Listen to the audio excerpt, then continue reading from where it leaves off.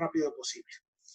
La idea o el principio de la construcción de pruebas especiales del tema que se está abordando el día de hoy es darle herramientas tanto a los estudiantes como a los profesionales de poder entender cuáles son aquellos vacíos que normalmente no nos explican en la universidad. Más de uno de nosotros está cansado o se agotó en aquel momento cuando estudiaba de las famosas listas de pruebas especiales que teníamos que memorizarse. En primer momento, las pruebas no tienen nada de especial. Sí son pruebas porque son herramientas de evaluación.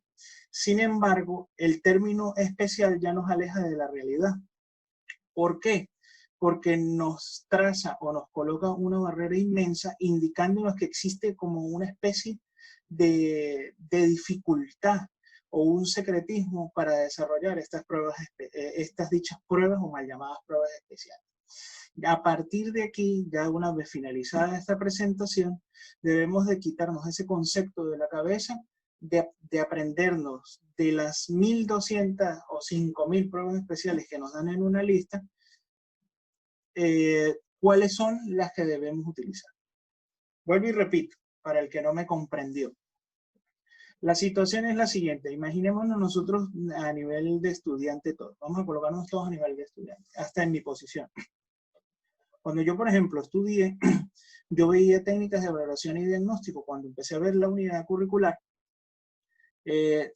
lógicamente se estructuraba que si miembro superior, miembro inferior, y te daban pruebas especiales por cada área o por cada estructura corporal. ¿Qué pasa con ello? Cuando se daban esas estructuras, normalmente te daban una lista en donde decían, bueno, las listas de las pruebas especiales de hombros son estas y estas. Y normalmente habían 5 pruebas con las que se valoraban lo mismo. Pero ¿qué sucedía cuando tú llegabas a las prácticas clínicas? Cuando llegabas a las prácticas clínicas, no podías entender o no lograste entender cuál era la prueba que necesitabas para valorar el paciente de ese momento. Es decir, las herramientas que se dieron previamente en la universidad no llegaron al estudiante, porque una cosa es que se memorice y otra cosa es que se comprenda el conocimiento, para que yo esas herramientas que he podido utilizar o esas herramientas que tengo disponibles las pueda ofrecer a mis pacientes participantes dentro de la consulta. Bien, entonces, ¿qué son esas pruebas especiales? Ya lo dije con anterioridad, son herramientas que nos sirven para hacer evaluaciones específicas de estructuras o segmentos específicos. Ahora, ¿qué evaluar? Esta evaluación con referente a pruebas especiales vamos a hablar a nivel musculoesquelético. ¿Sí? Perdón.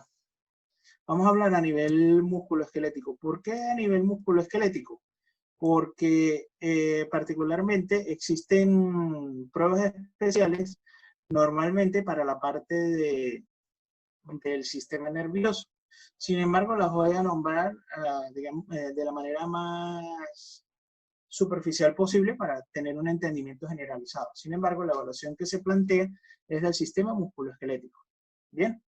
Ahora, las estructuras que vamos a evaluar o que voy a evaluar, tenemos estructuras óseas, la articulación, el músculo y el sistema nervioso. Bien. Ahora,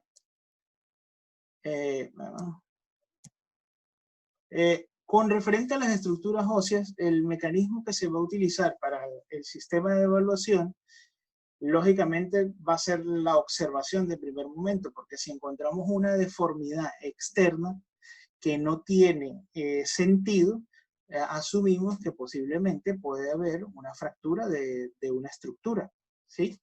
En este caso, la mejor forma de verificar y diagnosticar ello es irnos hacia las pruebas de radiodiagnóstico, es decir, radiografías, resonancias, tomografías, todo ese tipo de elementos que nos van a dar información. Bien, es decir, que para llegar a esta evaluación debemos de tener una base, una información de imagen. Sin embargo, El hecho no quiere decir que previamente nosotros podamos presumir de una fractura por las características que se ven alrededor de la lesión, pero no es 100% eficaz. Ahora, ¿qué es lo que vamos a ver? Vamos a hacer ahora la parte, vamos a empezar a hablar de la evaluación de la articulación. Para poder entender la evaluación de la articulación, tenemos que trasladarnos cuando hacíamos mención a lo que son la ley cóncavo-convexa y convexa-móvil. ¿Sí?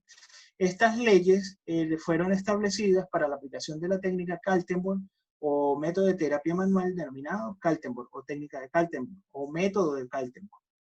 ¿Qué nos explica?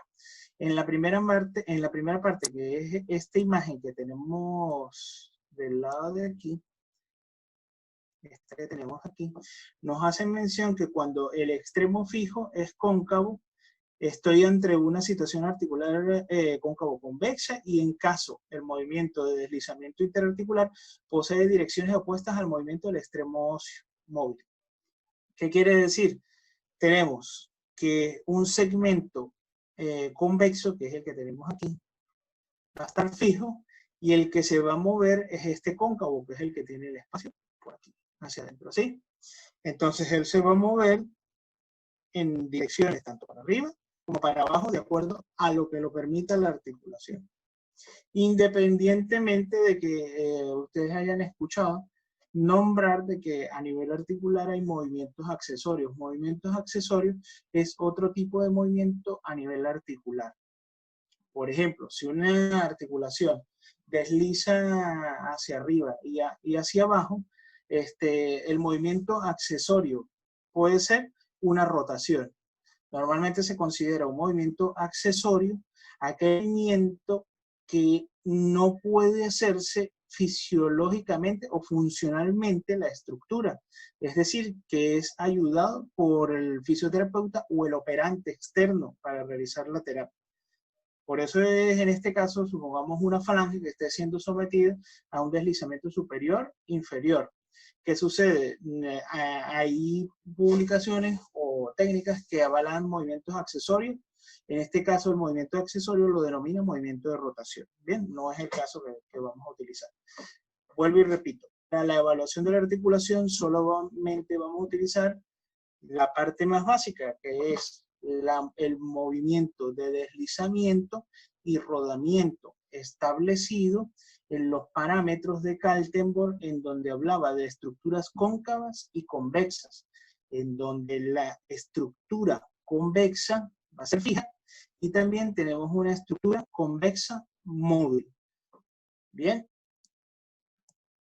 Ok. En este caso, la ley cóncavo-convexa parte de la premisa que en todo movimiento hay un punto fijo. Siempre va a haber un punto fijo y hay otro móvil, independientemente de las estructuras que se muevan, ya sea convexa o cóncava. Es decir, que un extremo óseo que mueve sobre el otro permanece fijo respecto a este. ¿Sí? Si, por ejemplo, nos vamos a la parte de aquí, tenemos el segmento, tenemos el segmento fijo,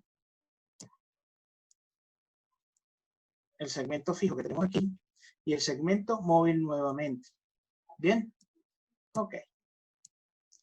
Ahora bien, otro elemento que tenemos que tener en cuenta para la evaluación de la articulación es la terminología utilizada para las estructuras articulares. Para las estructuras articulares normalmente se usa el término envoltura laxa, que es este que tenemos aquí, y aquí hay un error de transcripción, debería ser envoltura ajustada, ¿sí? Ajustada. Vamos a ponerlo aquí un poco que me permita ajustar.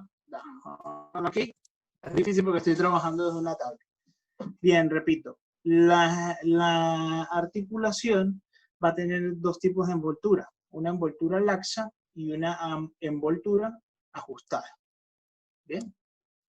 Ahora, ¿Qué es la envoltura ajustada? Voy a colocar el ejemplo de la articulación de la rodilla, que la tenemos aquí. Bien, aquí tenemos todo el aparato osteoligamentoso.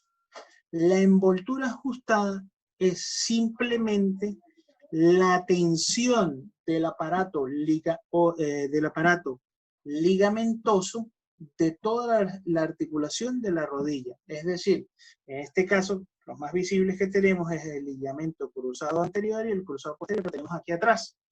Bien, y los ligamentos colateral interno, colateral externo, porque aquí está el peroné, y el colateral interno que está por aquí. Bien, ¿qué sucede? Para poder obtener esta posición de envoltura ajustada en la articulación, tiene que estar la articulación de la rodilla totalmente extendida para ello, para alcanzar la máxima tensión en el aparato ligamentoso. Ahora, para lograr la parte de envoltura laxa, sucede el caso contrario, es decir, que debemos de tener la posición de la rodilla en flexión, con unas especificaciones para lograr la disminución de la tensión en el aparato ligamentoso.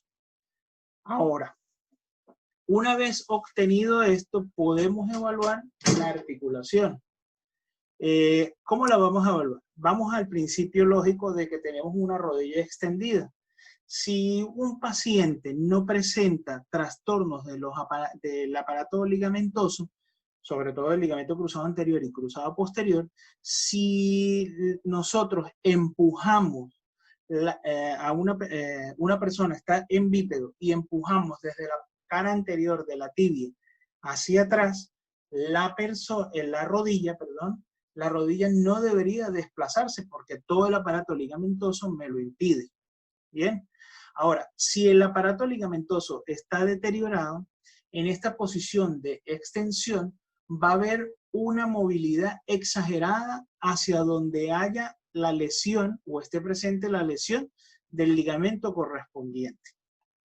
Esto es importante cuando normalmente ustedes ven un partido de fútbol que un jugador cae y recibe un golpe de rodilla. Normalmente la persona que lo va a atender en el campo, lo primero que hace es la evaluación de la rodilla, ¿sí? Y ella la mueve en diferentes direcciones. De acuerdo a la cantidad de movimiento que ella tenga, puede determinar si hay una lesión de algún ligamento o el ligamento que esté encargado de la restricción de ese movimiento. Para ello, normalmente, para que no tenga interferencias de estructuras musculares, debe de hacerse la evaluación del aparato ligamentoso en una posición en donde la musculatura no esté activa, es decir, deben de hacerse unas movilizaciones pasivas. Bien, y después confirmarse, por ejemplo, con una resonancia magnética para ver la magnitud de la rotura. Ahora, sin embargo, roturas muy pequeñas van a ser complejas para la evaluación con estas técnicas o estos tests en donde se vaya a determinar si la presencia de envoltura laxa y envoltura justa están correctamente. ¿Por qué voy hacia el término de envoltura laxa y ajustada? Porque normalmente las personas dicen que presentan, por ejemplo, en el caso de la musculatura, dicen que tienen para el término de musculatura, normalmente, que ya lo vamos a ver, se habla de, tengo una contractura muscular. En el caso de la articulación, para el término de envoltura laxa y envoltura ajustada, también se le van a dosar términos como, por ejemplo, la distensión y la retracción de la cápsula, ¿sí? Ya lo vamos a ir entendiendo. Ok, bien. Ahora, vamos a este ejemplo. Fíjense bien.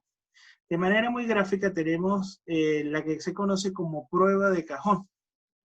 En este caso, está referido a cajón anterior, porque tengo la flecha apuntándose allí. Fíjense la posición de la articulación de la rodilla. Quiero que presten atención a la articulación de la rodilla porque es el segmento que se va a evaluar. Es decir, que la posición de envoltura laxa de la articulación de la rodilla es aproximadamente 45 grados de flexión. Aproximadamente. Bien, nótese aquí. Al yo tener esta posición, puedo realizar tanto cajón anterior, cajón posterior, y también puedo verificar los laterales de la articulación, es decir, empujar hacia los laterales y verificar qué estructura ligamentosa está deteriorada. La descripción de las envolturas laxas y ajustadas bibliográficamente las van a encontrar con facilidad en el libro Ortopedia de Maggi, normalmente en el recuento anatómico, en la primera parte de cada capítulo que establece el estudio de ortopédico. Bien, allí van a aparecer, y aparte de eso también explican, dan un capítulo aparte para explicar posición de envoltura laxa, posición de envoltura ajustada, patrones capsulares y esos elementos. Ahora, para la evaluación muscular es necesario tener presente las escalas de valoración muscular. Una de las escalas de valoración muscular que normalmente siempre nos presentan es la escala de Lovett. Algunos dirán, bueno, pero eso no es la escala de Lovett. La escala de Lovett tiene más, tiene menos, tiene 4 más, 4 menos. Bueno, en esencia, la escala de Lovett solamente va del 0 al 5.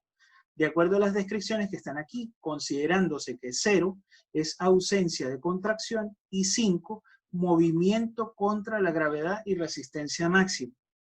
Ojo, es cierto que está establecido que es movimiento activo contra gravedad con resistencia máxima, pero ahora yo pongo un ejemplo para ustedes.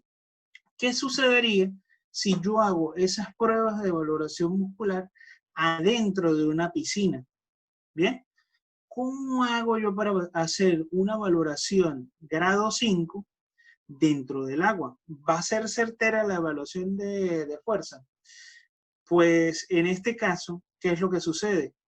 No es que la gravedad se anule, porque la única forma, téngalo presente, de que la gravedad se elimine es que un individuo o un objeto pueda salir del planeta Tierra para que tenga el estado de ingravidez. Una cosa son las sensaciones de ingravidez y otra cosa es la ingravidez. Hay un error con referente a la terminología porque la gente dice, no, realiza el movimiento sin gravedad. La gravedad está interactuando constantemente, solamente que la posición en la que se realizan algunos movimientos, la gravedad no interactúa con mayor impacto porque la incidencia de esos vectores de fuerza apuntan hacia otro lado. Ejemplo. Por ejemplo, la gravedad siempre va a apuntar hacia abajo, ¿sí? Es decir, que todo lo que yo tenga hacia abajo va a sufrir impacto, en este caso, de la gravedad. Vamos a hacer un dibujo aquí improvisado, o vamos a retroceder para dar un ejemplo mejor, aquí en la articulación de la rodilla. ¿Qué sucede? Por ejemplo, la fuerza de gravedad siempre va a estar presente aquí, en este vector. Siempre va a estar apuntando hacia abajo. Es decir, que la articulación de la rodilla en esa posición va a sufrir una fuerza que la va a obligar por naturaleza a extenderse.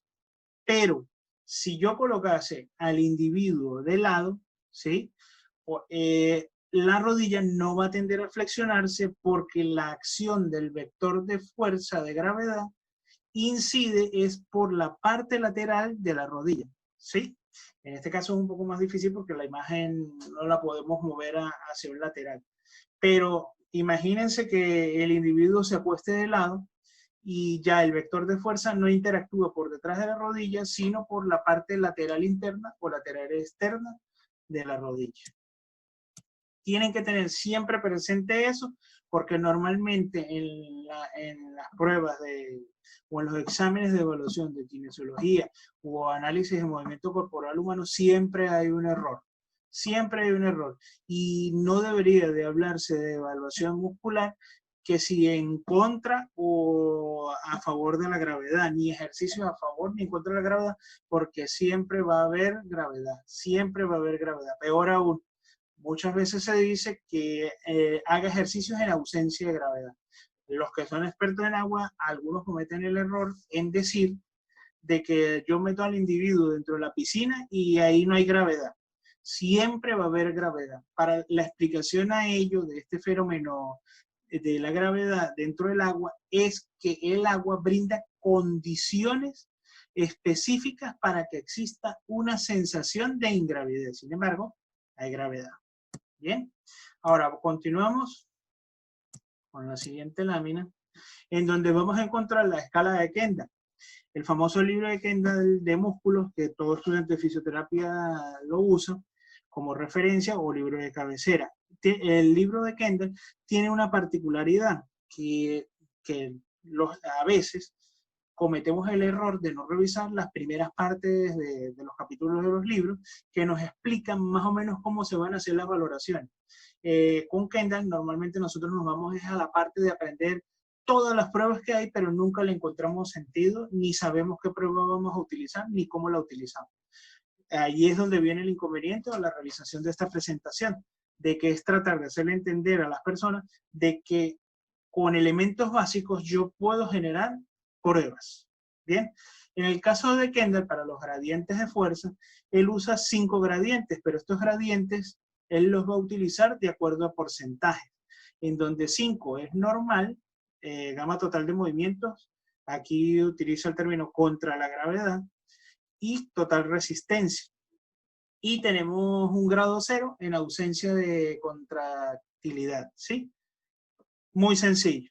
Bien, por ejemplo, un grado 3, que decimos que tiene un 50% de contracción, decimos que es una gama total de movimiento contra la gravedad, pero no contra la resistencia. Es decir, que una persona puede realizar una extensión de rodilla, pero no aplicándose la resistencia. Decimos que tiene un 50% de fuerza.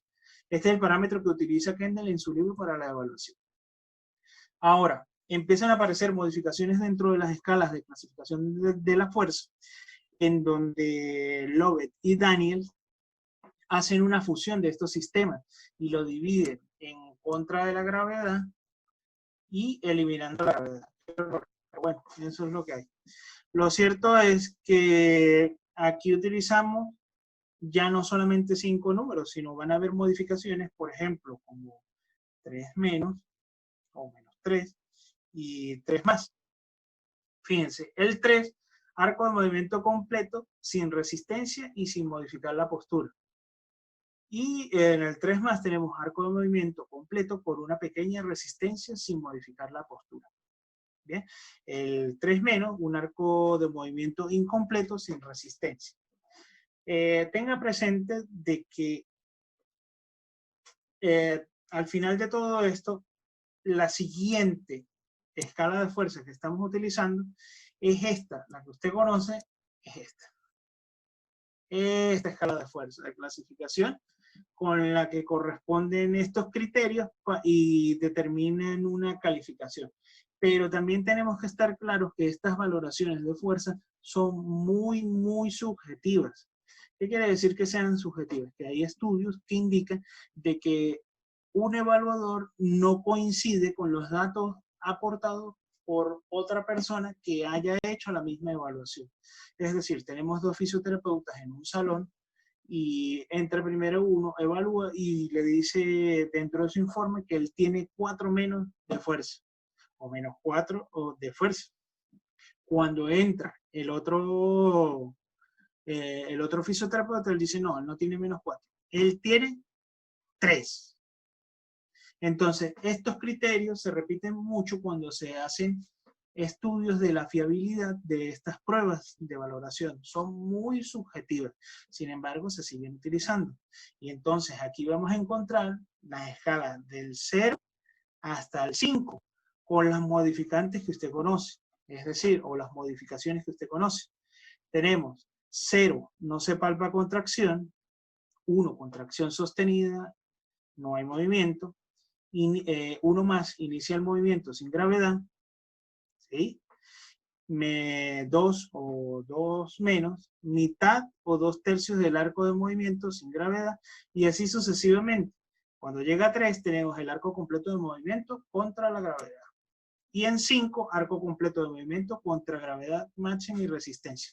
Repito, la escala que normalmente se usa es esta última escala. Bien, ya entendiendo en la valoración de la musculatura que tenemos que tener entendida la escala, o establecida la escala de valoración de los gradientes de fuerza, que normalmente se utiliza, repito, esta última, vamos a recordar lo que se denomina la técnica de Siria. Muchos dirán, pero ¿por qué la técnica de Siria? ¿Qué tiene que ver Siria para los sistemas de evaluación? Para los sistemas de evaluación musculoesquelética tiene que ver mucho la metodología de Siria. Algunos dirán, bueno, pero si eso fue entre la década de los 50 y los 60, eso ya es muy antiguo. ¿Qué sucede? Hay una historia que indica que Sirias, a pesar de que era un médico traumatólogo ortopedista, traumatólogo, perdona, porque él es uno de los padres fundadores de la ortopedia, así lo consideran, él necesitaba encontrar un sistema de valoración o diagnóstico para tejidos blandos. En esas décadas, 50, 60, 1950, 1960, no existía el resonador. Entonces era difícil determinar si un ligamento estaba deteriorado o una musculatura estaba deteriorada. ¿Cómo lo determinaba? Bueno, ya él sabía lo de la observación. Entonces diseñó un sistema de evaluación para ello. Con referente a la musculatura, él siempre sometía a la musculatura a estados de contracción. También él establece los primeros parámetros de palpación para la parte de fisioterapia, en donde para hacer la valoración del tendón, con referente que el tendón forma parte del músculo, o algunos autores lo consideran como la continuidad del músculo, o viceversa, para hacer una valoración de la musculatura, él exigía que se hiciera una contracción de la musculatura fuerte, ¿sí? Con el parámetro, hoy en día se le agrega a ese parámetro de valoración que la estructura esté posicionada con el vector en contra del vector de la gravedad. ¿Para qué? Para que haya mayor capacidad de resistencia y yo pueda hacer la valoración según la escala que acabo de explicar anteriormente. Ahora, ¿cómo evalúo yo el tendón? El tendón simplemente, él dijo, bueno, si la musculatura se contrae, yo necesito evaluar el tendón elongando el tendón, estirando el tendón, ¿sí? Muchas veces el término elongar para el tendón está errado, claro, depende del punto de vista que lo vea. Lógicamente no es una estructura netamente contráctil, el tendón es una estructura rica en colágeno, ¿sí? Pero, ¿qué sucede? Del tendón va hacia el músculo, son mecanismos de transición. Y es decir, que el músculo, el tendón, y el tendón va hacia el origen o a la inserción, donde se ubique la musculatura. ¿Cómo voy a valorar yo el tendón? El tendón yo lo coloco en una posición de máximo estiramiento y deslizo mi mano o mi dedo transversalmente hacia la fibra del tendón. Si eso produce dolor, se considera que existe una tendinopatía. Es allí donde aparece el término de tendinitis, ¿bien? O inflamación del tendón. ¿Qué sucede con esto? Que el masaje transverso profundo para la valoración es muy doloroso, ¿bien?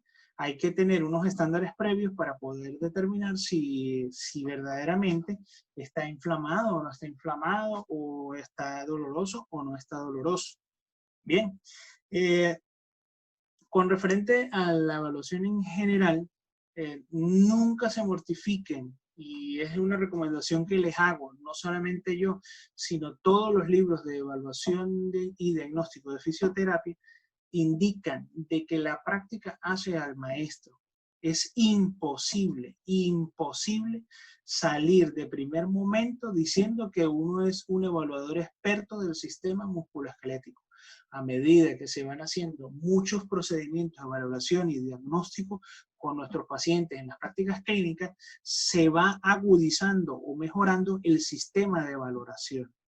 No hay un experto que salga propiamente de la universidad. Todos los libros lo dicen, o la mayoría de los libros, sobre todo especialistas como Kaltenborn, Maitland y ese tipo de personajes que son muy influyentes en la terapia manual. Entonces, vamos a entender, es decir, en este caso, volviendo al tema, la técnica, el método de valoración Sirius decía que la musculatura debería recibir una contracción para ser valorada, y el tendón debería estar en posición de elongación o estiramiento máximo y hacer un deslizamiento transverso a la estructura del tendón para hacer una valoración. Con referente a las cápsulas articulares, que fue lo que hicimos mención anteriormente, él mencionaba que debía de evaluarse en posición de envoltura laxa y envoltura ajustada. Si había una falla o un movimiento extra en una posición de envoltura ajustada, posiblemente había una ruptura de un ligamento importante de cualquier segmento. Básicamente es eso. Ahora ustedes dirán, bueno, pero usted me está describiendo, Freddy Ramírez me está describiendo a mí un sistema, me está diciendo que la técnica de Sirius es prácticamente un método diagnóstico. Pues sí, sí lo es.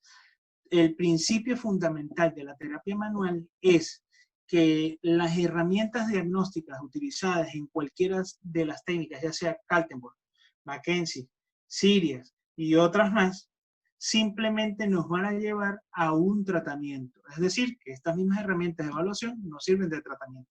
Vuelvo otra vez a la técnica de Sirius. Por ejemplo, yo evalué el tendón completamente estirado, la estructura muscular estirada, y tengo para evaluar el tendón. Produjo dolor.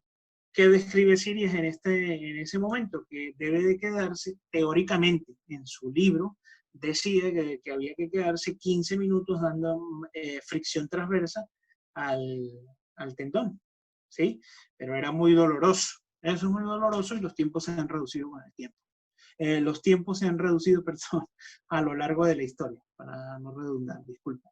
Ahora, eso es con referente al tendón. ¿Qué hacemos nosotros con el ligamento? El ligamento, lógicamente, se coloca en una posición de envoltura ajustada, si es el aparato ligamentoso el que está en disfunción, y hago un masaje transverso profundo sobre el ligamento. Créanme que eso es súper doloroso, súper doloroso. Sin embargo, fíjense que con estos procedimientos puedo determinar qué ligamento o qué tendón se encuentra disfuncional, y ya puedo determinar, junto con la valoración de los gradientes de fuerza y los gradientes de valoración de fuerza, la disfunción a nivel de fuerza muscular. Bien, ahora tomamos esta foto del libro Kendall, Músculos. Vamos a hacer aquí un pequeño, vamos a utilizar el lápiz. ¿Qué tenemos aquí? Fíjense bien la imagen. Esta es la imagen que usted consigue normalmente en el libro, y es una de las muchas o miles de imágenes de pruebas que tiene que hacer, ¿verdad? ¿Qué vamos a hacer? Vamos a analizar la imagen, que es lo que muy pobremente se hace. Fíjense bien, lo primero que tengo es la posición del pie, ¿sí? Apunta hacia abajo, y aquí se ve. ¿Hacia dónde? Hacia el vector de fuerza. La resistencia de la persona se la coloca al contrario de del vector de gravedad.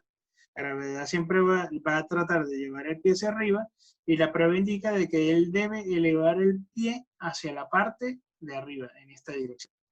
¿Bien? Ahora, vamos a entender esto. Aquí se ve algo muy particular que es la dirección de fibras. Es lo que normalmente nunca nos explica. Va a haber mayor incidencia de fuerza si yo coloco a la musculatura en su vector natural. Es decir, estas fibras me indican a mí la dirección de la fuerza o de los vectores de fuerza que se encuentran ahí. ¿Sí?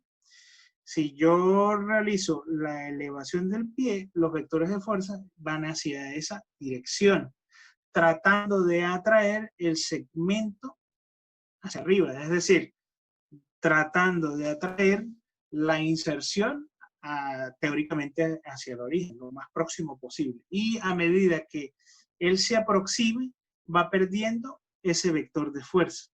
Es decir, que para yo hacer la valoración de fuerza muscular, debo de colocar el segmento en dirección al vector de gravedad, y aparte de eso, para hacerlo más diferencial, debo de alinear o pedirle el movimiento al paciente en dirección a la fibra.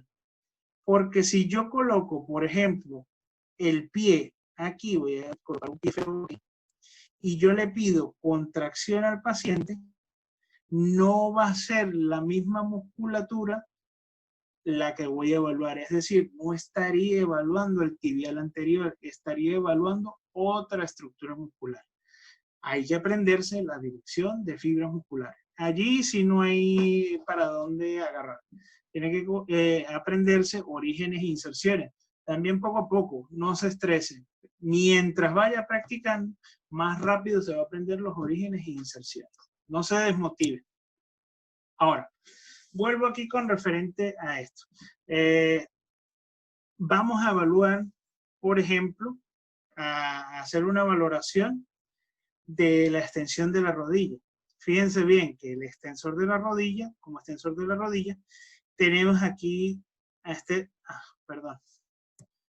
tenemos a mi amigo el recto anterior, que lo tenemos por aquí, ¿sí?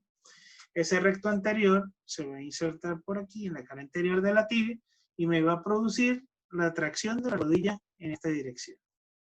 ¿Sí? A producirme la tracción de la rodilla en esta dirección voy a lograr la extensión.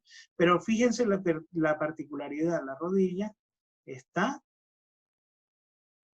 en contra del vector de fuerza, ¿sí? La resistencia va a estar aquí, que es lo que va a hacer peso, que se va a dirigir hacia el vector de gravedad. Ahora, en esta imagen dice acortamiento de los flexores monoarticulares y biarticulares de la cadera.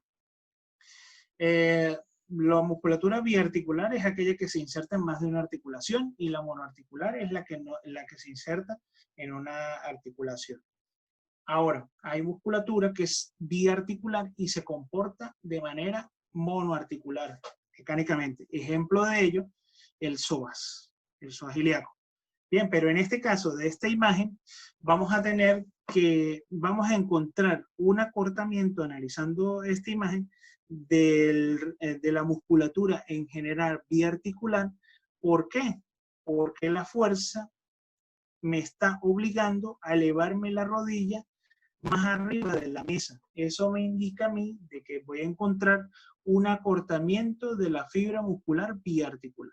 Si este segmento descansara sobre la mesa, simplemente yo diría que no existe acortamiento biarticular, pero también hay que tener en cuenta que si este segmento descansa sobre la mesa y la rodilla tiende a extenderse, podemos llegar a decir de que existe, en este caso, también acortamiento biarticular, porque estamos hablando del recto anterior. Tienen que tener cuidado con esa parte. Ahora, para la evaluación del sistema nervioso, simplemente vamos a hacer valoraciones a nivel de reflejos, para el caso de músculo esquelético, que si el reflejo patelar o los reflejos para hacer percusiones sobre el aparato tendinoso, que es lo que nos da información del reflejo homeostático, ¿sí? Que es un reflejo monosináctico, en este caso. Ahora, también dentro de la evaluación neurológica, a nivel de músculo esquelético, desde el punto de vista músculo esquelético, tenemos que tener en cuenta a este autor, Butler o Butler. Bien, si más no recuerdan, este es el individuo o el desarrollador del método o técnica neurodinamia o neurodinámica, que establece dentro de sus principios que algunos trastornos vienen de las retracciones a nivel del sistema nervioso. Para ello, no hay que complicarse para el sistema nervioso. Simplemente por entender el trayecto del sistema nervioso a evaluarse, yo puedo determinar si existe una retracción con un simple movimiento. Aparte de eso, un buen interrogatorio va a ser determinante para ello. ¿Por qué? Porque si el individuo me dice a mí, tengo una sensación fría que me inicia desde el hombro y me recorre toda la cara anterior de la mano, yo puedo indicar, o posiblemente, de que estoy en presencia de un trastorno del nervio mediano. No sé en qué punto, pero ya solamente con la entrevista puedo llegar a entender de que hay un trastorno a nivel del nervio mediano. Ya queda de mi parte hacer la valoración. ¿Cómo hago la valoración? Con movilización neurodinamia o movilización neurodinámica. Tengo que conocer el trayecto del nervio y lograr elongar la estructura o acortar la estructura, o en este caso, que es lo más correcto decir, sería movilizar la estructura o colocarla en la máxima tensión. ¿Cómo logro esto? Ejemplo. Tenemos aquí el nervio radial, que es este nervio que tenemos. Tenemos el nervio radial en su recorrido. ¿Qué indica a nivel de neurodinamia?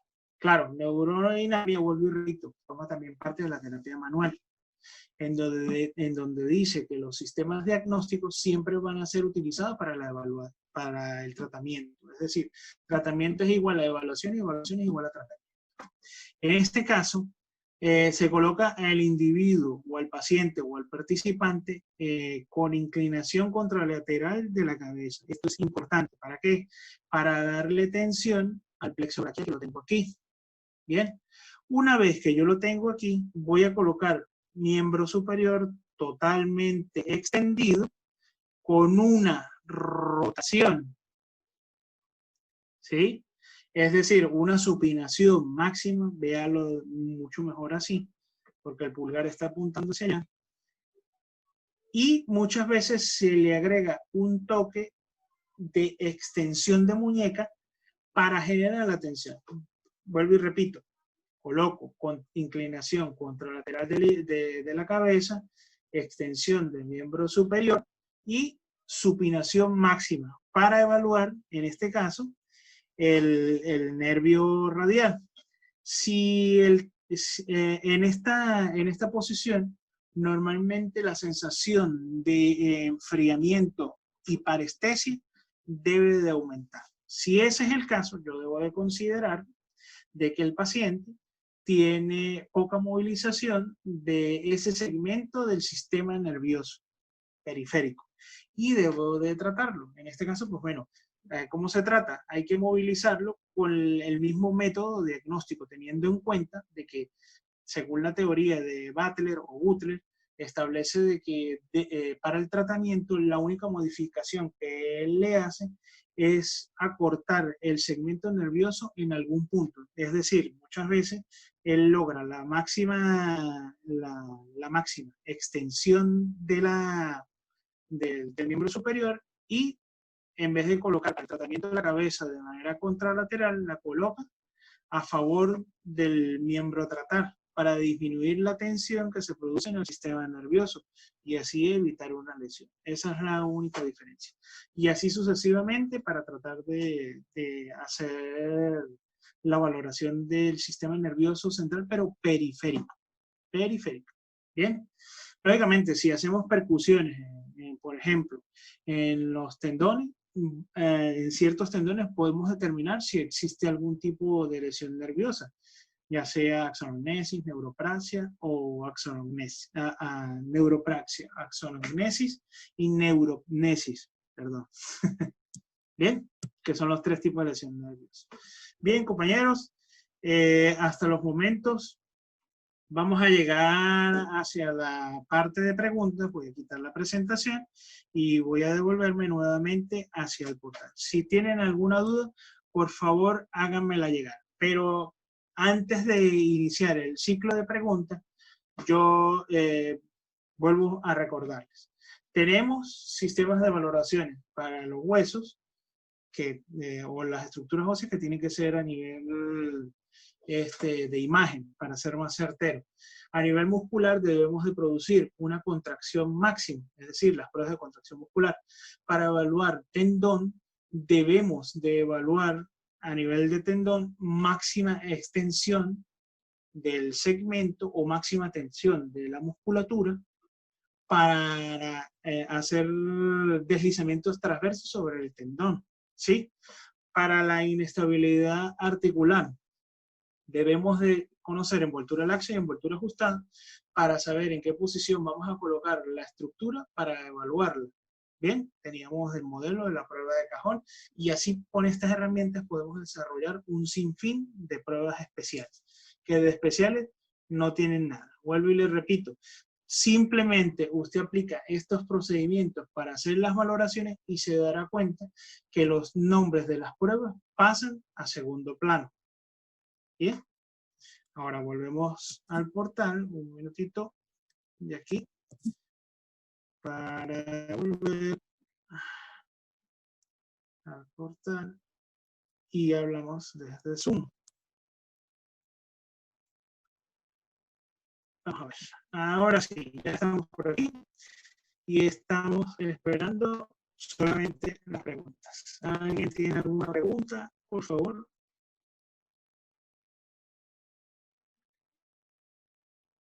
Se escucha. Preguntas. Vamos a ver por aquí que tengo. Ajá, vamos a ver en el chat. A ver, dice, si se escucha, lo logro escuchar, si se ve, lo logro escuchar, si se escucha bien, perfecto. ¿Alguna pregunta, por favor? ¿Preguntas? Ajá, ya tenemos la primera pregunta. ¿Se realizan percusiones en estructuras tendinosas durante la neurodinamia? Bueno, fíjate bien, ¿qué sentido tendría? Vamos a lo lógico. Si yo busco hacer una percusión a nivel de la estructura tendinosa, es porque necesito conseguir, en este caso, un mecanismo reflejo, es decir, el reflejo miotático, ¿verdad?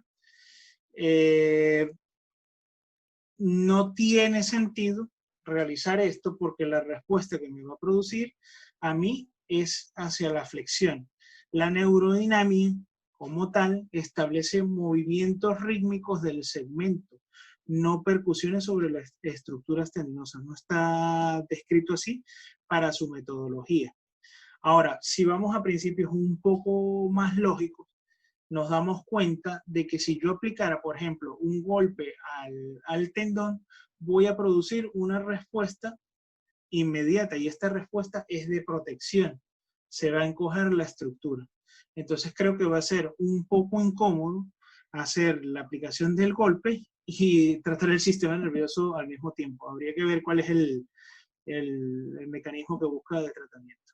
Ahora, la escala que se usa normalmente, vuelvo y les repito, por método de estudio, cualquiera de estas escalas que están allí se pueden utilizar. Están regladas y revisadas. ¿Qué es lo que pasa? Que normalmente siempre se utilizan las escalas de Loven modificadas, es decir, la del 0 al 5 con el 4 más, 3 menos, 3 más, 3, y esa es la que normalmente vamos a utilizar. ¿Qué libros de neurodinamia recomiendan? todo aquel libro que diga tenga metodología de neurodinamia o técnica de Battle o técnicas de Butler. Bien, todos van a aparecer de manera específica. ¿Qué es lo que sucede con la bibliografía? Normalmente habría que sentarse, revisar qué bibliografía de neurodinamia me sirve, ya que normalmente casi todas las técnicas de terapia manual no dicen por completo su metodología dentro de la bibliografía, sino te dan algunas reseñas. Caso muy particular, en este caso, o caso más representativo, por ejemplo, son los libros de RPG. A mí me pasó que yo iba muy ilusionado a comprarme mi libro de RPG y particularmente cuando lo abrí, el libro tenía, si no me equivoco, 20 hojas y lo único que me aparecía era posicionamiento, estático y ese tipo de cosas, pero no me explicaba en esencia la metodología de la técnica. Es decir, que había que hacer lamentablemente el curso para poderlo entender. Bien, ¿qué pruebas a realizar en el terreno de juego, en este caso fútbol, ante una posible lesión de rodilla? Por ejemplo, ¿qué sucede? Cuando revisas la bibliografía de pruebas especiales, de pseudo pruebas especiales, en este caso, y hago mención a la rodilla, o se hace mención a la rodilla, es de obligatoriedad hacer todas las pruebas específicamente en la rodilla. En este caso, las pruebas que se deben hacer, lógicamente, si el fisioterapeuta está observando el juego, tiene que darse cuenta más o menos del mecanismo de lesión. Bien. Y si el paciente presenta en el terreno un dolor de rodilla, lo primero que tengo que hacer yo son pruebas de valoración de estabilidad de la rodilla. Entonces, usted puede hacer prueba de cajón anterior, prueba de cajón posterior, prueba del aparato ligamentoso lateral o colateral interno, colateral externo, para poder llegar al diagnóstico. Lo que quiero es que se vaya de aquí pensando en que no es necesario saberse el nombre de la prueba especial, sino saberla cómo hacer. Yo le aseguro que si a usted en particular no se acuerda de la prueba especial en su práctica clínica, hablando en el caso de los estudiantes, pero llega directamente y le dice, mira, yo no me acuerdo del nombre de la prueba, pero yo voy a hacer una prueba para hacer la valoración. Y usted le demuestra a su monitor clínico de que usted está haciendo una valoración con cualquier prueba, él se dará cuenta de que usted sabe lo que está haciendo. Pero el error está en que tenemos una lista de 5.000 pruebas especiales de hombro, por decir, o 5.000 pruebas especiales de rodilla, y cuando le pregunta uno al estudiante, bueno, hazme una valoración de ligamento cruzado anterior, y se queda así en blanco y suenan los brillitos al fondo porque de tantas pruebas no sabe cuál utilizar. La idea es entender los principios básicos. Si yo evalúo el ligamento, voy a evaluar en posición de envoltura laxa y ajustada. Fija. Si yo voy a hacer una valoración muscular, máxima contracción. Si voy a hacer una evaluación del aparato tendinoso, en máximo elongamiento, voy a hacer una palpación transversa. Bien, y así sucesivamente. Vuelvo y repito, en el caso del fútbol, tienes que ver qué ha pasado. Normalmente se hacen pruebas de estabilidad para poder llegar a un diagnóstico rápido ahí en la cancha y poder sacar al atleta. Si el atleta no puede, tienes que sacarlo. Por eso es que es importante la estabilidad. Ojo, no quiere decir que las rupturas musculares no sean agravantes, pero las rupturas musculares, cuando son grandes rupturas musculares, vas a encontrar hematomas. ¿Okay? Tal vez de momento no vaya a haber hematoma, pero durante el tiempo se van formando hematomas. ¿Okay? Si el paciente tiene un pinzamiento del psoas, ¿con qué prueba descarta que no es otra estructura muscular, tendinosis o una bursita? Vuelvo y repito, en el caso de las pruebas de valoración diagnósticas no son certeras. Para yo poder determinar que exista un verdadero pinzamiento, yo debo de ir a la imagen. Esto no lo digo yo, esto lo dicen los estudios. Y era lo que mencionaba anteriormente, cuando yo, así como se hacen con las escalas de valoración de fuerza, yo digo, no, mira, es un pinzamiento del psoas. Otro llega y me dice, no, es una inflamación del psoas. Y otro llega y me dice, no, lo que pasa es que tiene colon irritable. Entonces no se llega con eficacia. Hay que ir hacia otras pruebas diagnósticas. Yo siempre, cuando hago la prueba de valoración, yo tengo una presunción de lo que tiene el paciente, pero las pruebas no me indican efectivamente qué es lo que tiene el paciente, solamente me dan la sospecha, no son 100% fiables, porque son pruebas muy subjetivas. Ahora, ¿cómo descarto si es otra estructura muscular? Para determinar si es otra estructura muscular, debo de hacer el posicionamiento adecuado o en donde se contrae más eficazmente esta musculatura, para ver si es otra musculatura que está afectada. Si es tendinosa, vuelvo y repito, simplemente hay que elongar la estructura e introducir los dedos si se puede llegar a ese aparato tendinoso, porque hay tendones a los que no se puede llegar porque son estructuras demasiado profundas. Bien, y a nivel de la bursitis, habría que hacer la verificación de imagen para ver si la bursa está inflamada, porque es imposible saberlo, y mucho menos el psoas, que es súper profundo. Bien, descartar en otra estructura muscular. Bien, el estiramiento en un nervio comprimido puede añadir tensión o empeorar los síntomas. Sí, el estiramiento al nervio normalmente me va a empeorar los síntomas. La irradiación y el dolor va a ser mayor. Esta movilización del sistema nervioso es de manera pasiva. ¿Para qué? Para que no influya la estructura muscular. Si yo voy haciendo progresivamente la tensión al sistema nervioso y encuentro que mucho más, en el caso del cubital, que fue el ejemplo que di, yo ya antes de la mitad del movimiento siento que el paciente no lo tolera, puedo sospechar de que hay una restricción a nivel del sistema nervioso periférico. Y el paciente puede sentir mayor cantidad de parestesia y mayor caso de dolor. Hay que verificar en qué punto está comprimido. La técnica, bueno, ojo, si existe una compresión de nervio, ¿no? Porque si existe una ruptura total del nervio, lógicamente el paciente no va a sentir nada. El pobre ya perdió la capacidad motora y la capacidad sensitiva en una ruptura total, ¿no? Ahora, la técnica de fricción transversal de Siria como evaluación. ¿Cuánto tiempo consideras que se mantenga dicha fricción? Mira,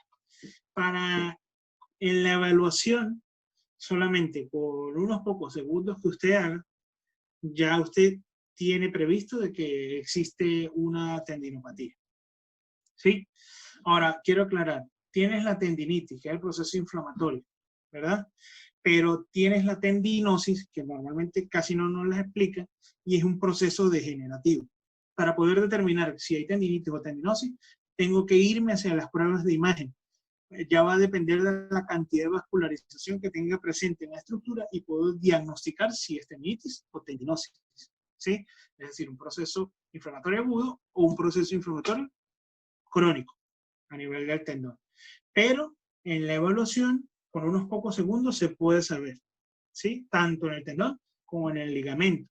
Ahora, de tratamiento, normalmente algunos son más osados y dicen hasta que los dedos aguanten, que no debería ser así, pero normalmente son 5 minutos de masaje transverso sobre cada estructura, porque la idea de este método de Siria es buscar como más o menos, en teoría, reiniciar un proceso de cicatrización, un proceso inflamatorio que lo lleve a un proceso de cicatrización un poco más sano y controlado. ¿Bien? Nosotros en procesos de tratamiento tenemos que estar pendientes siempre de los procesos de la segunda fase de reparación tisular, que es la fibroplastia, que es la unión o el ordenamiento de los enlaces de los puentes de colágeno. Ahí tenemos que ser expertos, porque eso es determinante en cualquier estructura al hacer fisioterapia. Eso es muy importante para nosotros. Bien, no necesariamente para Siria tiene que durar 15 minutos. La bibliografía dice 15 o a 30 minutos. Sin embargo, eso es absurdo. ¿Cuáles pruebas especiales se utilizaría para el reflejo tendinoso de la arreflexia? Bueno, mira, si tiene arreflexia, el término arreflexia es ausencia de reflejo, ¿sí? Ya para ahí. ¿Cuál es la prueba especial que utilizaría para el reflejo? no sería tan especial. Yo la prueba que utilizaría simplemente sería una prueba de reflejo o una percusión refleja. Por ejemplo, si el paciente, yo le voy a hacer el reflejo patelar. Si yo golpeo a nivel de tendón, lógicamente, si no tengo presencia de esa respuesta motora, asumo que el nervio presenta algún tipo de lesión. Entonces, solamente con percutir la parte del tendón. También tengo que recordar que normalmente los nervios periféricos vienen acompañados de una parte motora y una parte sensitiva. Tengo que probar también el recorrido nervioso a ver cómo está la sensibilidad. Valoraría yo dermatoma, en este caso también, porque tengo que valorar la parte motora y la parte sensitiva. ¿Qué opina de la prueba de Sloop? Mira, en esas pruebas tú puedes utilizar la que tú quieras, pero todas las pruebas en general no son 100% certeras, llámese como se llame.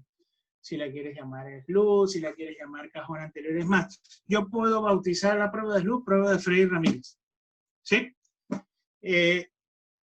No todas las pruebas van a ser certeras, entonces tengo que utilizar de otras herramientas para hacer la valoración.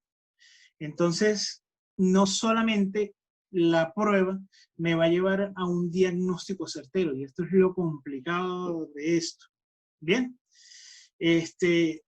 a veces hay pacientes que toleran ciertos posicionamientos y hay otros pacientes que no toleran posicionamiento alguno. Ahí es donde está la pericia del fisioterapeuta de si yo hago esta prueba o no hago esta prueba. Y así poder verificar. Bien. El tendón se puede evaluar de forma activa. Mira, ¿qué sucede? Que yo pensando aquí, el tendón sí, yo lo puedo hacer una valoración activa. Teóricamente se dice que es en elongación y hacer un masaje transverso, ¿sí? Un deslizamiento transverso sobre la estructura tendinosa. ¿Qué sucede? Si yo le coloco el dedo sobre la estructura sobre el tendón, un dedo sobre la estructura del tendón y ejerzo compresión y le pido a la persona que realice una contracción muscular del músculo del tendón que yo tengo presionado, lógicamente cuando venga la contracción el paciente va a sentir dolor específico en esa zona y es allí en donde yo puedo determinar de que puedo ver una tendinopatía. Es una forma más de una evaluación de tendón, algo más de pericia. La palabra correcta es tendinitis de Aquilea o tendinopatía Aquilea. Ok. Bueno, estoy leyendo lo que dice. ¿Qué sucede? Tendinopatía. Cuando yo hablo del término tendinopatía, hablo del bloque general de trastornos del tendón, las tendinopatías, ¿sí? Para poder yo diferenciarlos, yo puedo decir tendinitis y tendinosis, están establecidos así. Itis me indica a mí que son procesos inflamatorios agudos. Osis, que es en el caso de tendinosis, procesos crónicos degenerativos. Avasculares, es el término correcto. Tendinopatía. Tendinopatía es la globalidad, pero yo no sé si es tendinitis o tendinosis. De momento, en la evaluación yo digo, mira, tiene una tendinopatía de Aquiles. No sé si es tendinitis o tendinosis. Es decir, que es correcto tendinopatía de Aquiles o del tendón de Aquiles. Bien, pero directamente no puedo indicar si es tendinitis o tendinosis, porque no tengo la imagen que me indique. Bien. Ahora, la palabra correcta es tendinitis de Aquiles o tendinitis. Ok, repetimos. ¿Cuáles pruebas especiales se utilizan para la alteración de la marcha? Mira, para las alteraciones de la marcha no es tanto pruebas especiales. Tenemos que sacarnos ese término de pruebas especiales porque pruebas especiales no tienen nada de especiales. Simplemente son principios básicos que hay que aprender para hacer la evaluación. Y la marcha tiene un capítulo solo para ella. ¿Sí? ¿Por qué tiene un capítulo solo para ella? Si usted revisa una de tantas bibliografías, por ejemplo, el Das am Leben, que es un libro de la editorial Panamericana, de un colombiano muy famoso que tiene dividida toda la evaluación por sistema. Tiene una evaluación de la marcha y el libro Ortopedia de Maggi tiene un capítulo nada más para marcha. La marcha es complicada porque tiene la fase de frenado, fase de mecedora y fase de aceleración. O sea, tiene muchos procesos. Entonces todo eso se va a dividir en ligeramente frenado, ligeramente acelerado, en cadenas mixtas. Depende del punto de vista que lo vayas a evaluar. Es decir, que no puedo encontrar yo una prueba específica para hacer una valoración de alteración de la marcha.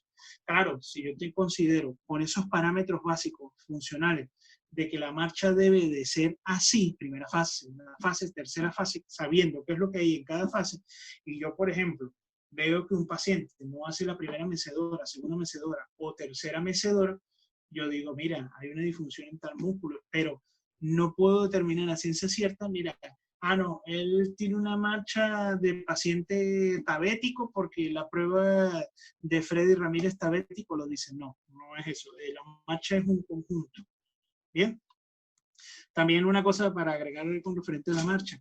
Cuando se estudia marcha, muchas veces tampoco nos enseñan el concepto.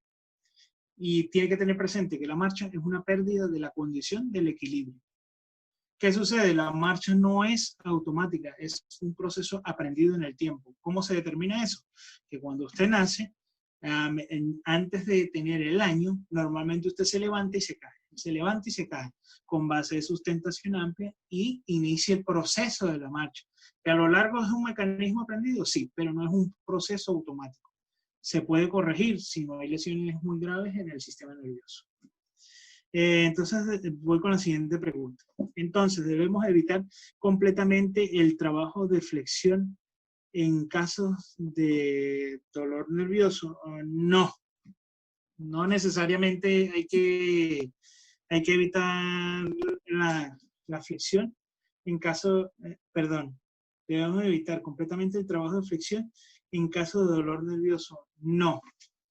No hay que evitar la flexión. Recuerde que nosotros tenemos que llevar al paciente hacia la máxima funcionalidad.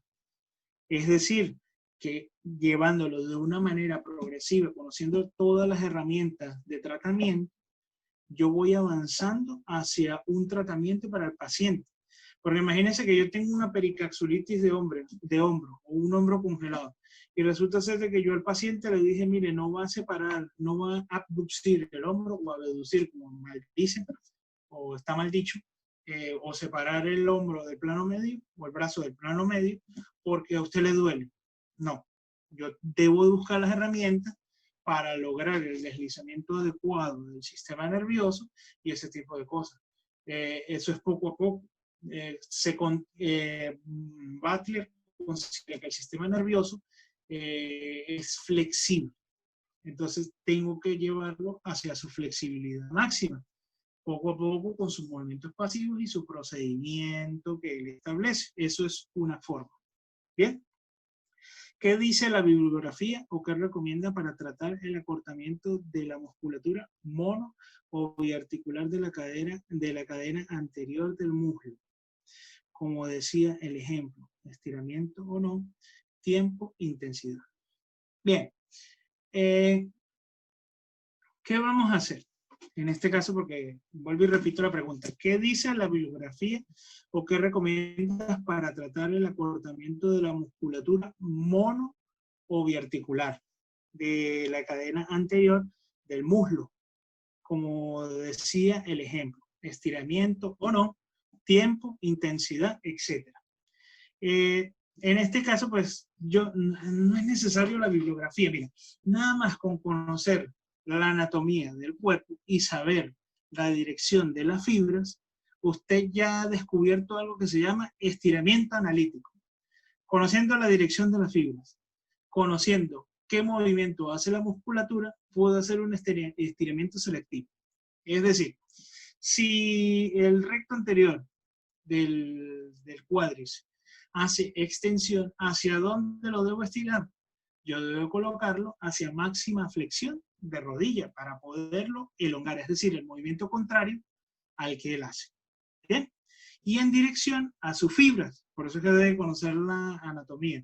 Ya con ello puede hacer un estiramiento selectivo. Yo recomiendo normalmente un estiramiento selectivo o analítico, que también se llama así, y después ir a un estiramiento de cadenas. Sin embargo, debes saber qué es lo que estira, porque si, por ejemplo, yo estoy hablando de una persona de 80 años que toda la vida ha tenido cortados los isquiotibiales, ¿para qué voy a estirar yo los isquiotibiales? ¿Comprende? Entonces, el fisioterapeuta extiende y busca extender la rodilla y el pobre paciente gritando, o sea, su cuerpo está adaptado así. Tengo que ver qué es lo que necesita y para qué lo necesita. ¿Bien? Flexibilidad, dice aquí. No entiendo, no flexión, sino flexibilidad. Debe ser para corregir aquí. ¿Qué dice la bibliografía que recomienda para tratar el acortamiento de la musculatura biarticular de la cadena anterior del muslo? Como decía el ejemplo, estiramiento, no entiendo. Vuelve a copiar la pregunta del término flexibilidad porque no sé si es eso. Bien, no flexión, sino flexibilidad. Para evaluar plexo braquial en muñeca, ¿es supinación o pronación? Mira, allí sí voy a hacer una connotación muy particular. La pregunta no es, primero que el plexo braquial tiene muchas estructuras, porque tengo nervio mediano, nervio cubital, nervio radial. Nada más hay esos tres elementos. Entonces, de acuerdo a la dirección, es que yo voy a lograr la pronación o supinación y otros posicionamientos. Es que no es solamente eso. Yo tengo que buscar la posición de elongar completamente el nervio que voy a evaluar. El ejemplo que yo di fue el cubital. Para evaluar el nervio mediano, no necesito máxima supinación, sino simplemente con la extensión de la muñeca y la rotación e inclinación contralateral de la cabeza, logro elongación del nervio mediano. Ahora, el nervio radial tiene otra forma de ser evaluado. No, en la pregunta del trabajo de flexibilidad, leíste flexión en lugar de flexibilidad. A ver, en la pregunta de trabajo de flexibilidad.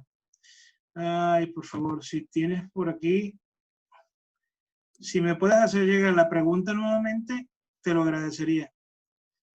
¿Qué dice la bibliografía? Recomienda para tratar el acortamiento de la musculatura, será esta. Estiramiento, tiempo, intensidad.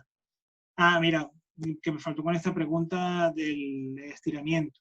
El estiramiento, hay muchas teorías que están descritas en el libro de Kirchner y Colby con respecto a la flexibilidad y la dosificación del ejercicio. Hay estiramientos estáticos, dependiendo del objetivo que consigas. También tenemos estiramientos balísticos. Eso existe. Entonces, habría que verificar eso. Será esta. Entonces, debemos evitar completamente el trabajo. Ya comprendo. Entonces, debemos evitar completamente el trabajo de flexibilidad en el caso del nervio. Cuando me hicieron la pregunta de la compresión nerviosa, la flexibilidad debe existir. Perdón, había dicho flexión, es cierto. En esta parte de flexibilidad hay que buscar que se deslice el sistema nervioso y lograr que él vuelva a recuperar su funcionalidad. Bien, con sus sistemas rítmicos de Butler o otra metodología que tenga dispuesta. Bien, me refiero a... Entonces debemos evitar completamente... ok, ya respondido. De acuerdo con el estiramiento analítico o cadera, pero el tiempo, intensidad para generar un resultado a nivel de fibras musculares, 10 segundos, 300 segundos. Gracias por su respuesta. No, mira, es que teóricamente puede ser muchas cosas. Por ejemplo, existe una teoría de posicionamiento prolongado. El posicionamiento prolongado es, por ejemplo, colocar al paciente con un estiramiento estático prolongado en el tiempo. Yo puedo decirte, mira, el estático lo vamos a dejar, según la teoría dice 3.000 segundos, por decirte algo. Ahora, también hay que preguntar al paciente si él va a aguantar los 3.000 segundos. Bien, entonces, ¿qué es lo que sucede? que dependiendo del tipo de estiramiento, tienes un objetivo. Y el tiempo también te va a determinar qué tanta fibra se va a estirar. Algunas bibliografías dicen que a partir de los 10 segundos se logra un estiramiento parcial, es decir, no total. Y a partir de los 30 segundos, otros establecen de que va a haber un estiramiento completo, porque el estiramiento se va dando por fases. La estructura se va a sentir agredida y él va a ir relajándose paulatinamente. Pero esto va a depender de la condición de respuesta del reflejo miotático y el miotático inverso, porque el estiramiento lo va a concebir el cerebro como una agresión y mucho más si hay dolor. Si hay dolor, él va a decir, mira, esto se va a romper, yo necesito relajar. Entonces, primero relaja la fibra muscular y luego el tendón. Perdón, primero el sistema ligamentoso, primero el tendón y luego la musculatura. Bien, porque primero él trabaja lo que es reflejo miotático, genera la respuesta de elongación del aparato tendinoso y después la musculatura dice, mire, ya no soporto más, vamos a disminuir la capacidad de tono funcional, ¿no? No deterioro neurológico, sino funcional, para lograr un estiramiento. Entonces, todo depende. El tiempo va a variar si quiero tendón o si quiero musculatura o si quiero los dos bloques. Bien, entonces debemos evitar completamente el trabajo de flexibilidad. Repetir una pregunta. Esa era la pregunta. Si ya respondí de que era flexibilidad. Depende si vas a hacer ejercicio o no. Mira, bueno, te repito, hay teorías que dicen de que tú debes de hacer estiramiento previo al entrenamiento o post-entrenamiento, como hay bibliografías que te dicen, hazlo previo y post, porque va a haber un beneficio. ¿Qué recomiendo yo teóricamente? Hacer ejercicios de flexibilidad y estiramiento para antes de iniciar la actividad. También hay que ver qué actividad, porque si estamos hablando de un atleta, está contraindicado hacer estiramientos prolongados para atletas de alta velocidad, es decir, corredores de 100 metros planos o peleadores de taekwondo antes de la competición. ¿Por qué? Porque el aumento de flexibilidad disminuye la respuesta de acción sobre la musculatura. ¿Sí? Entonces, por eso es que te digo, hay que ver qué tipo de actividad, si en el caso es deportista o si es una persona que va a hacer una actividad deportiva normal, dígase normal. No sé si he podido responder a tu pregunta o tienes alguna otra duda.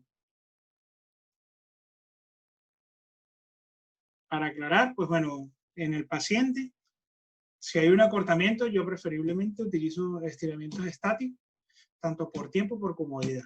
¿Bien? Si es un deportista, va a hacer actividad, pero va a hacer entrenamiento, bueno, no me preocupo, le puedo hacer un estiramiento prolongado, hace una sesión de estiramiento, calienta y bueno, a entrenar. Pero yo no puedo venir a hacerle un estiramiento prolongado porque le quita capacidad de respuesta a la musculatura. Es decir, si el taekwondista va a lanzar una patada hacia la cara, le quita velocidad. Y creo que no le va a servir mucho al taekwondista perder velocidad. ¿Alguna pregunta más por allí o hemos aclarado la mayoría de las dudas?